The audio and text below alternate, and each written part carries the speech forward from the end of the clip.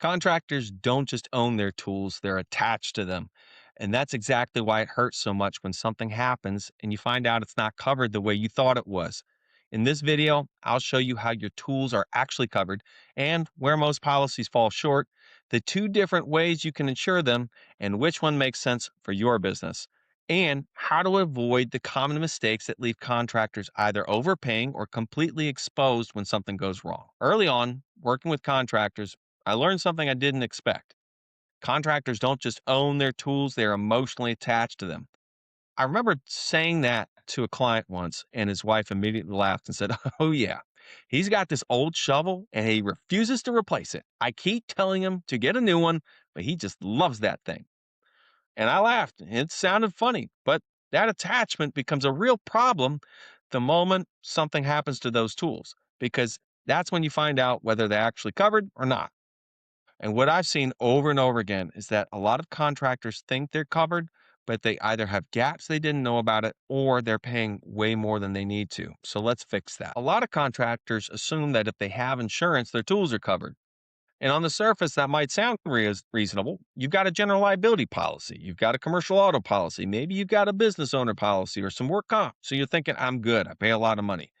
But here's the problem: those policies were never designed to cover tools once they leave the shop or tools at all. Your commercial auto policy, that covers the truck, not what's in the back of it. Your property or your business owner policy, that usually covers your tools at the address listed on the policy, not on a job site, not in transit, and not sitting in a parking lot overnight. So what happens?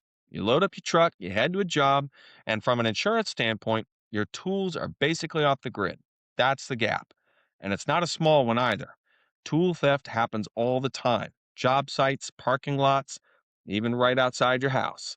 And it doesn't take much. One or two bigger items gone, and you can wipe out the profit from an entire job.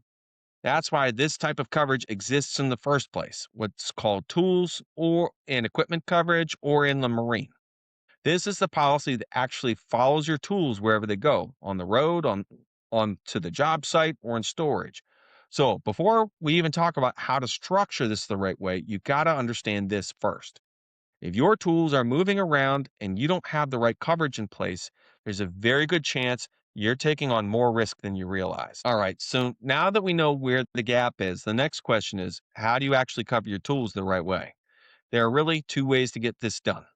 And understanding the difference between these two is what separates someone from who's properly covered from someone who either has gaps or is overpaying. The first option is blanket coverage, and it's a simple way to do it. You pick a number, let's say 50,000, and that's the total amount of coverage you have for all the tools combined. You don't have to list everything out. You don't have to keep a perfect inventory. It's clean, it's easy, and for a lot of contractors, that's appealing. But there's a catch that a lot of people miss.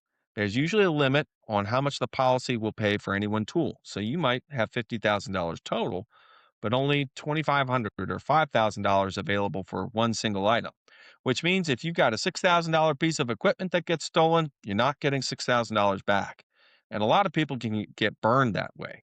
Blanket works really well if you've got a lot of smaller tools, drills, saws, hand tools, things that individually don't carry a huge price tag. But once you start getting into higher value items, that's where this coverage starts to fall apart a little bit.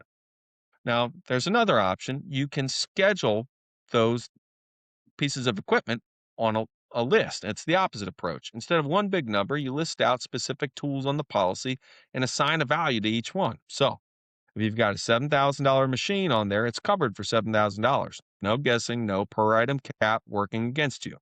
The upside is obvious. You get paid what the item is actually worth. The downside is it takes more work. You got to track down what you own. You've got to update the policy when you buy or sell equipment. It's a little more hands on. So here's a simple rule of thumb: if you've got tools that are over $1,000, those are the ones you should seriously think about scheduling. And there's a smart way to do this. Most contractors shouldn't be choosing one or the other. The best setup is usually a combination of both these ways. You schedule the high value items so you know they're fully covered, and then you use a blanket limit to pick up everything else. That way, you're not wasting your time listing out every $50 tool, but you're also not leaving your expensive equipment exposed.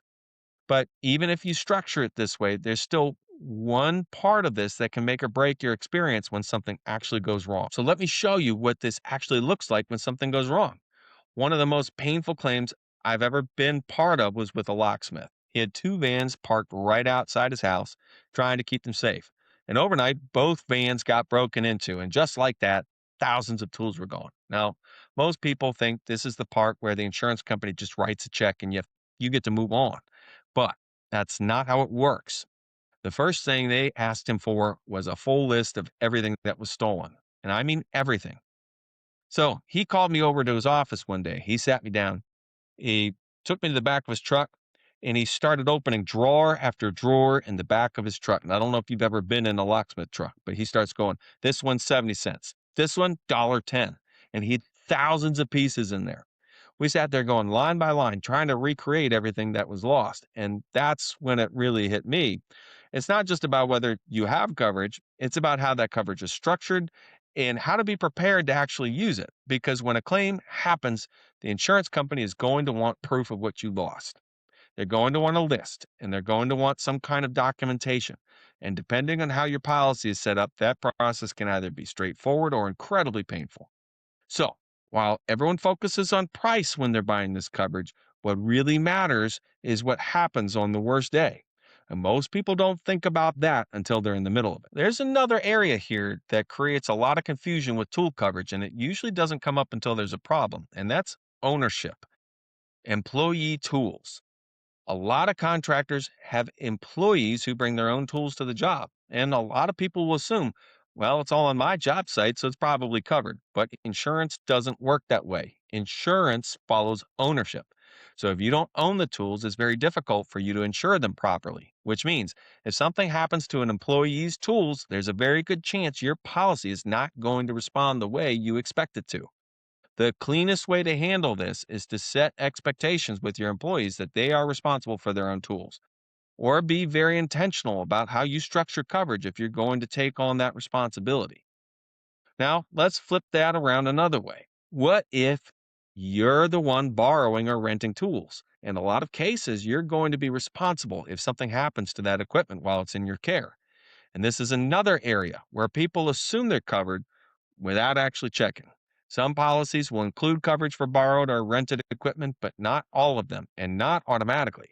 So if you're regularly using equipment that you don't own, this is something you want to make sure is addressed before there's ever a claim. Because once something goes wrong, that's not the time to find out. So at this point, you can probably see how this goes wrong.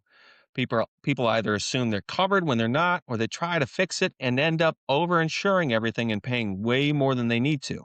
So here's how to actually get this right. First, get a basic handle on what you own. This doesn't have to be perfect. You don't need a spreadsheet with every screwdriver, but you should have a general list and an idea of what tools you have and which ones would really hurt if they disappeared tomorrow. Second, separate your tools into two buckets, high value items and everything else. Your higher value tools, those are the ones you should be thinking about scheduling. Everything else, that's what your blanket coverage is for. Third, pay attention to your limits, not just the total number, but the per item limits, because that's where a lot of people think they're covered until they're not. And then finally, ask a simple question. If my truck got broken into tonight, would this policy, what would this policy actually do for me?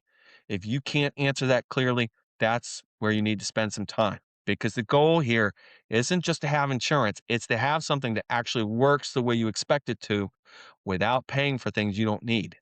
And if you get this part right, you avoid the two biggest problems I see all the time: huge gaps or unnecessary cost.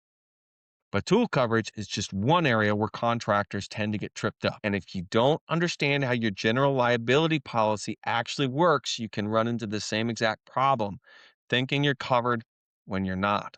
So if you want a clear, simple breakdown of what general liability insurance actually covers and what it doesn't and how to set it up the right way for 2026, click right here and watch this next video.